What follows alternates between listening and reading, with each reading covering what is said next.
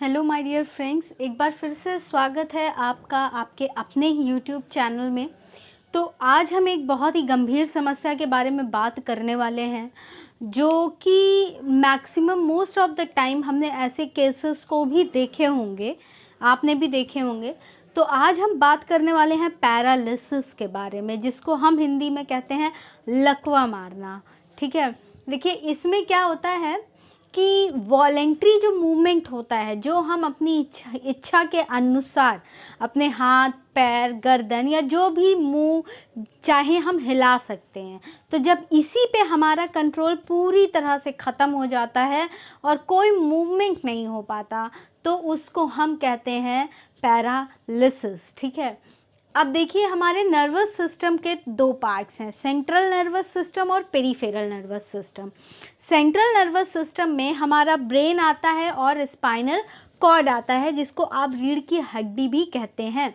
और वहीं peripheral nervous system में सीएनएस के बाहर के जो भी नर्व्स हैं वो सारी पेरिफेरल नर्वस सिस्टम में आती हैं। और ये सारी नर्व्स का काम क्या होता है? मूवमेंट में हेल्प करना और ब्रेन को जो भी हम फील कर रहे हैं उसके सिग्नल ब्रेन तक पहुंचाना। जैसे कि अगर हमें ठंडा लग रहा है या फिर हमें गर्मी लग रही है, यानी कि दो फंक्शन है, motor function and sensory function. Motor यानी कि मूवमेंट में हेल्प करना, एंड सेंसरी जो हम फील कर रहे हैं, ठंडा, गर्म, प्रेशर, उस सिग्नल को नर्व्स के ज़रिए ब्रेन तक पहुंचाना, और ब्रेन अकॉर्डिंगली रिएक्ट करता है। ठीक है, तो ये होता है। अब देखिए इसके हम टाइप्स पे आ जाते हैं। पैरालिसिस कई टाइप की होती है। अब उसके टाइप्स की अगर हम बात करें तो पहला हम सीवियरिटी के बेस पे बात करेंगे। तो सीवियरिटी का मतलब कि मसल्स के जो फंक्शन है वो कितने हद तक लॉस हो गए हैं।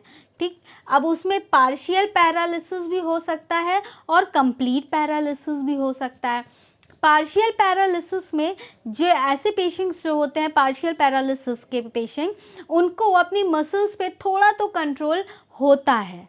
ठीक है, वो उसको हल्का फुल्का मूव कर पाते हैं लेकिन ज़्यादा नहीं मूव कर पाते। आपने देखा होगा कि मूवमेंट फुल्ली स्टॉप होती है लेकिन थोड़ा सा हाथ को ऊपर उठा सकते हैं, थोड़ा सा कंट्रोल होता है।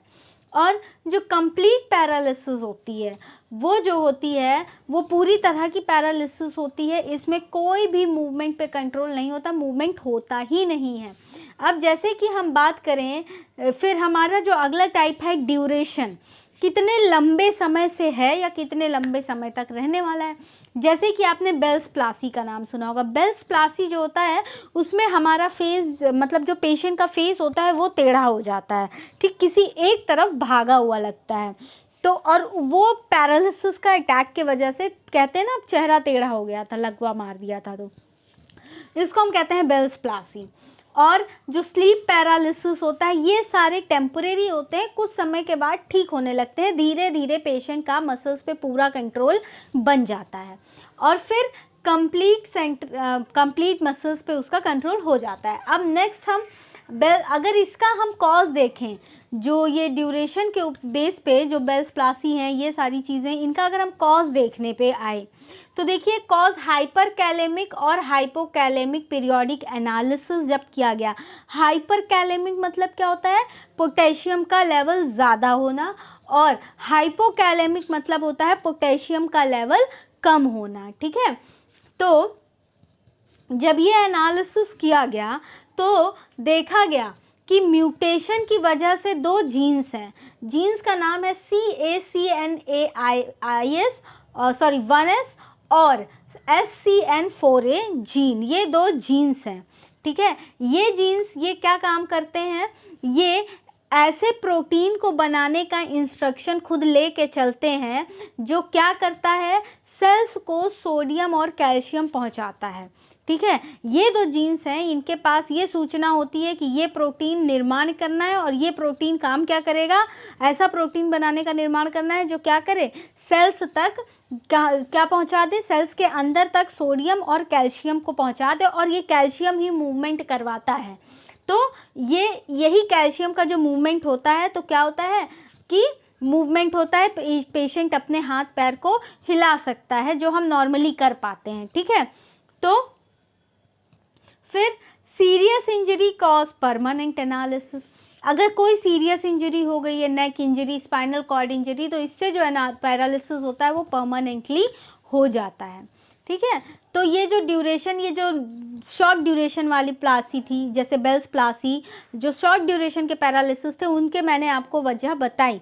जब हमने देखा तो हमें क्या पता चला कि 2 जीन्स में म्यूटेशन हो रहा है, और ये जीन्स क्या करते थे, ये जीन्स एक ऐसे प्रोटीन के निर्माण को मदद करते थे, यानी कि बढ़ावा देते थे, जिसकी वजह से सेल्स के अंदर सोडियम और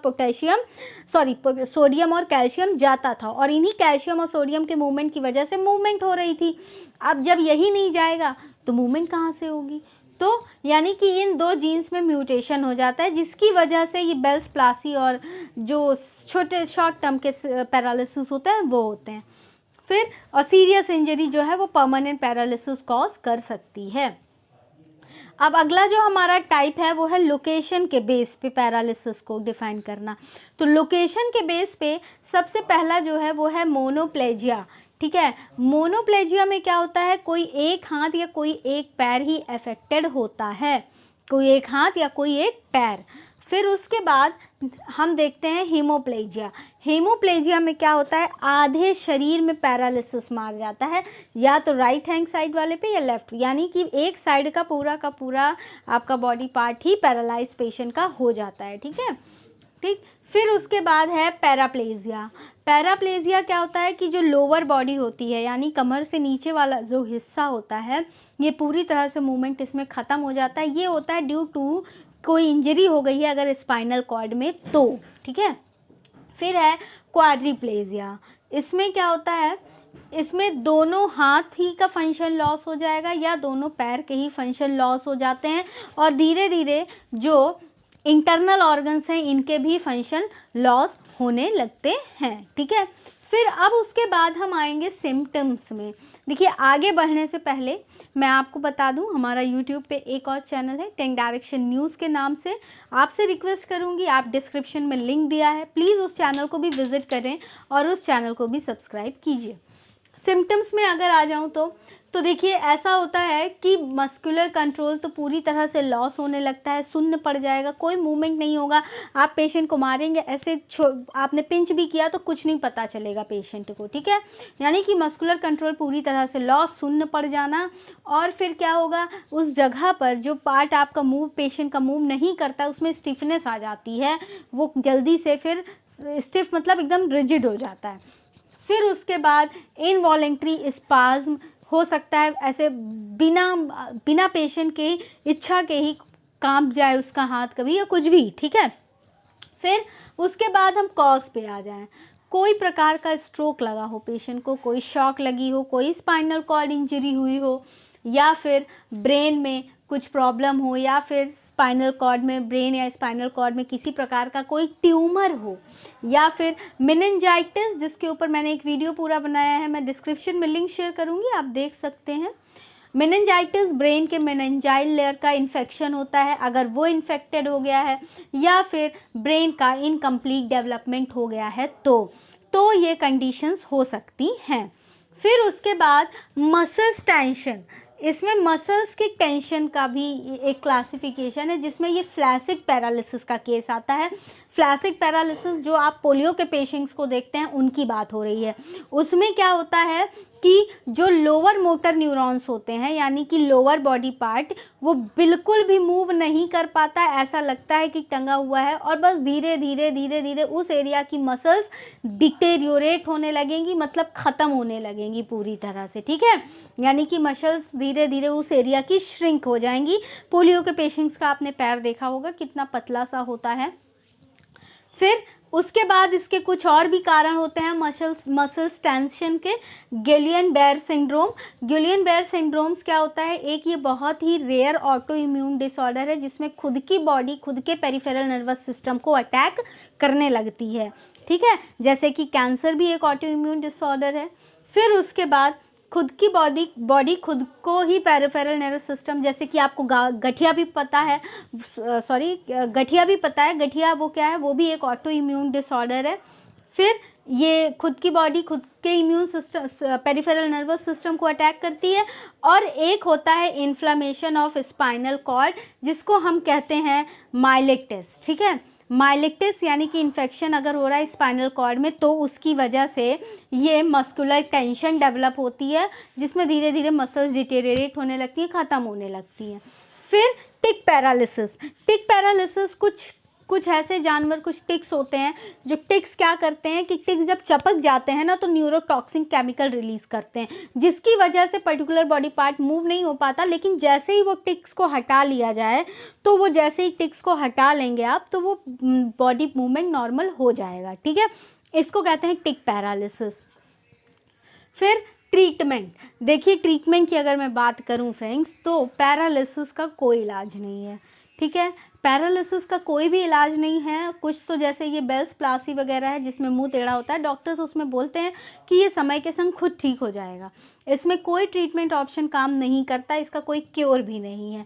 इसमें सिर्फ कुछ चीज़ें कर सकते हैं, दैट इज़ फिज़िकल थेरापी दे सकते हैं पेशेंट को, फिज़िकल एक्सरसाइज करा सकते हैं, और क्या कर सकते हैं, ऑक्यूपेशनल थेरापी कर सकते हैं, मसाज वगैरह कर सकते हैं, थोड़ा सा उनको चलाने की प्रैक्टिस दिलवा सकते हैं, उनको मोबिलिटी डिवाइसेस दिला सकते हैं, जैसे कि ताकि उनकी लाइफ स्टाइल इम्प्रूव हो। मोबिलिटी डिवाइस यानी उनको व्हील चेयर्स दे सकते हैं हम, या फिर जो कार्ट व्हील्स होती हैं जिसके थ्रू वो मूव कर पाएँ, ये हम उनको दे सकते हैं।